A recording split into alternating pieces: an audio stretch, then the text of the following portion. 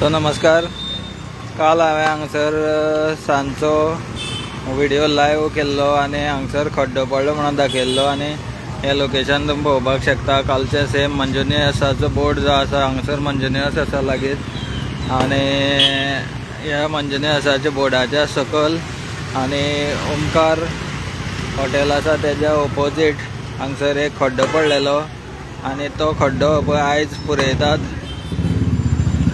सुमारे 15 वरां सुद्दां जावना अजून व्हिडिओ लायव्ह करून।